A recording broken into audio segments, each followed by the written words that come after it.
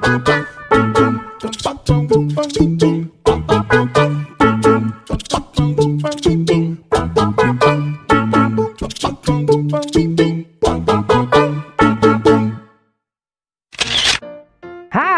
kali ini kita akan belajar tema 4, subtema 3, pembelajaran 3. Dayu dan teman-teman membuat kerajinan. Mereka membuat karya membentuk dari tanah liat. Banyak benda yang dapat dibuat dari tanah liat. Ayo mengamati. Perhatikan gambar di bawah dengan teliti. Apa saja kerajinan yang dapat dibuat dari tanah liat? Teko dan cangkir, tempat pensil, boneka, vas bunga. Coba kalian sebutkan kerajinan yang lain yang terbuat dari tanah liat, lalu tuliskan pada kolom komentar.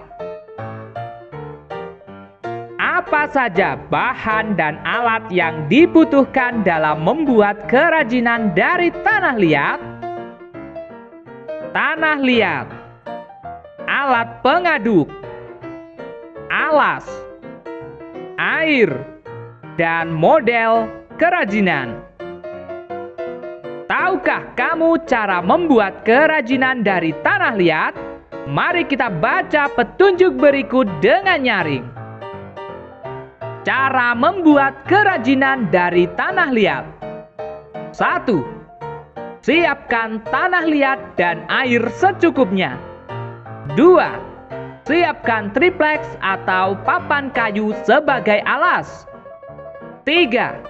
Siapkan gambar rancangan atau model. 4. Tempatkan tanah liat di atas triplex atau papan kayu sedikit demi sedikit. 5. Pijat-pijat bahan hingga mendekati bentuk yang diinginkan. 6. Tambahkan bahan jika kurang. Sebaliknya, kurangi bahan jika berlebih. 7.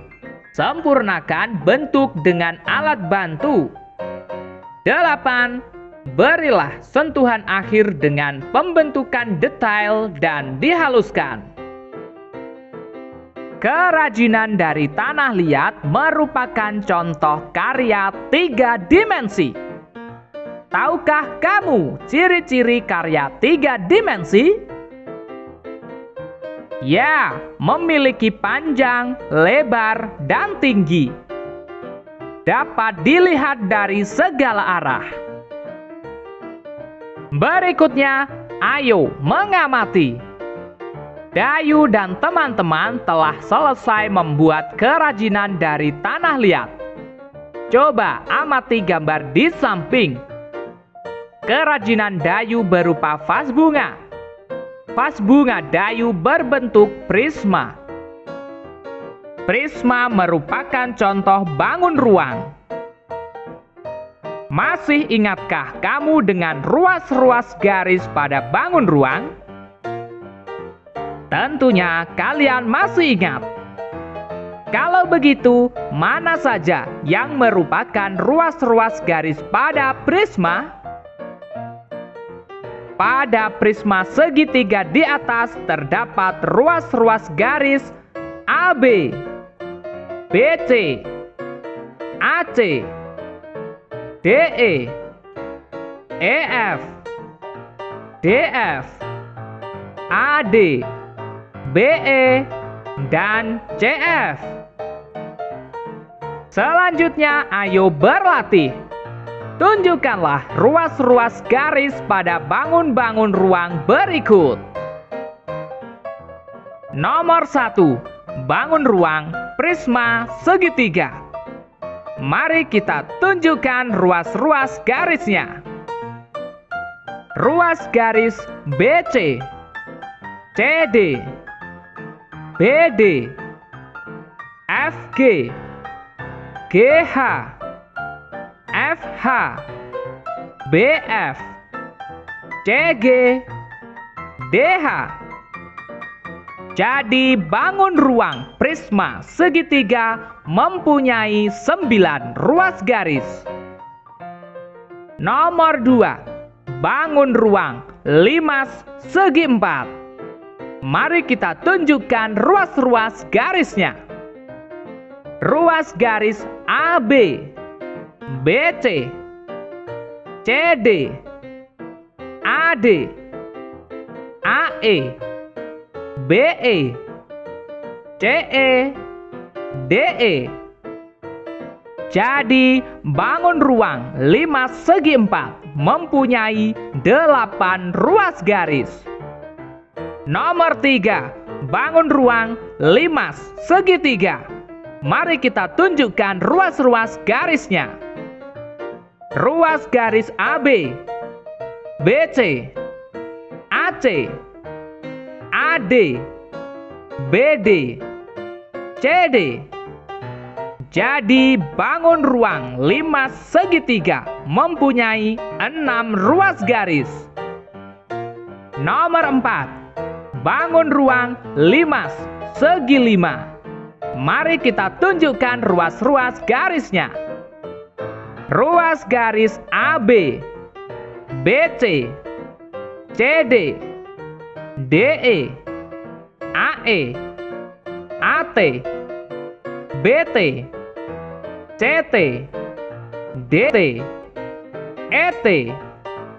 Jadi bangun ruang limas segi 5 mempunyai 10 ruas garis. Nomor 5. Bangun ruang prisma segi 5. Mari kita tunjukkan ruas-ruas garisnya. Ruas garis KL, LM, MN, NO, KO, PQ, QR, RS, ST, PT, KP, LQ, MR, NS, OT.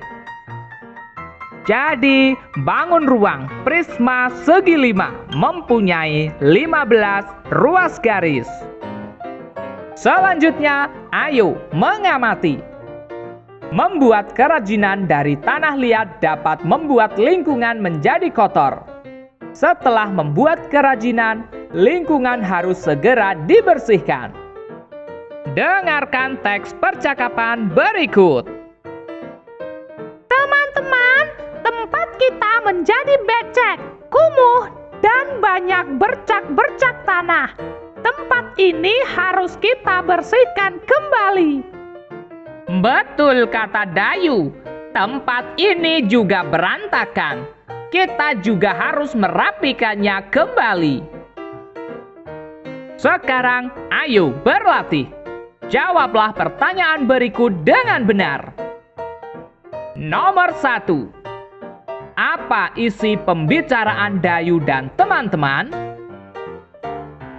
Isi pembicaraan Dayu dan teman-teman adalah mereka akan segera membersihkan dan merapikan tempat yang mereka gunakan untuk membuat kerajinan dari tanah liat.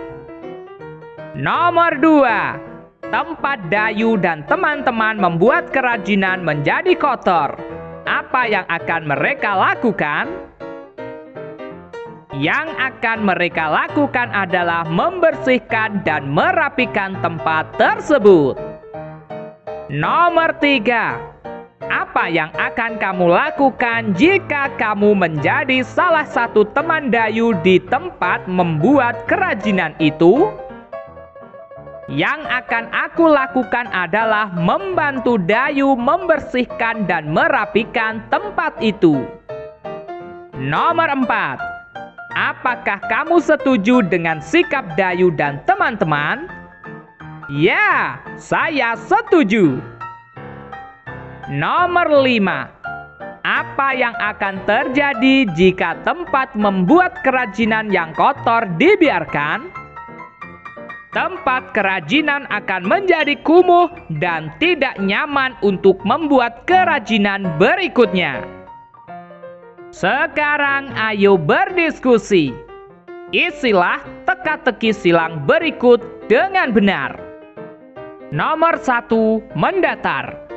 Tempat yang berair. Apakah itu? Ya, becek.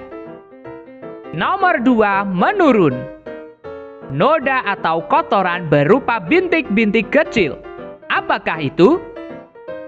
Ya, bercak. Nomor 3, menurun. Kotor dan tercemar. Apakah itu?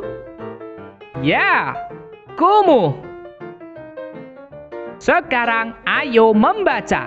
Bacalah teks berikut dengan nyaring. Tempat yang kumuh dan becek harus dibersihkan. Tempat yang kumuh dan becek harus dibersihkan. Tempat kumuh membuat lingkungan bau. Bau tidak enak akan membuat tempat tidak nyaman. Udara di sekitar menjadi tercemar.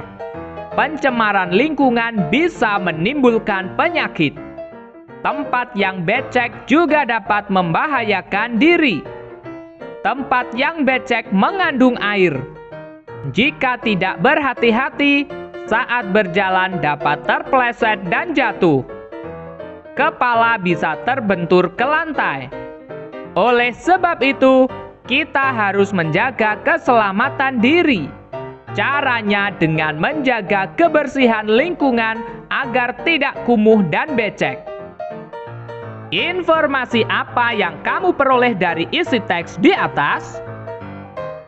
Informasi dari isi teks di atas adalah tempat yang kumuh dan becek membahayakan keselamatan diri.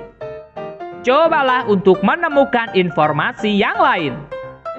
Berikutnya, ayo mengamati. Amati gambar berikut dan hubungkan dengan lingkungan sekitarmu.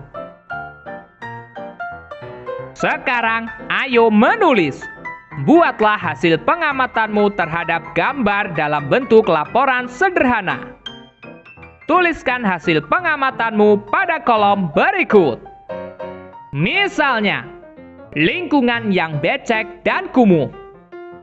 Lingkungan yang becek dan kumuh sangat tidak enak dipandang mata. Lantai yang becek dan barang-barang yang berantakan dapat membahayakan keselamatan diri. Lingkungan yang becek dan kumuh dapat menjadi sarang penyakit. Kalian bisa menuliskan sesuai dengan pengamatanmu sendiri. Oke teman-teman, cukup sekian pembelajaran kali ini. Kita lanjutkan pembelajaran berikutnya. Makan tahu dan juga ikan. Semoga harimu selalu menyenangkan. Bye-bye.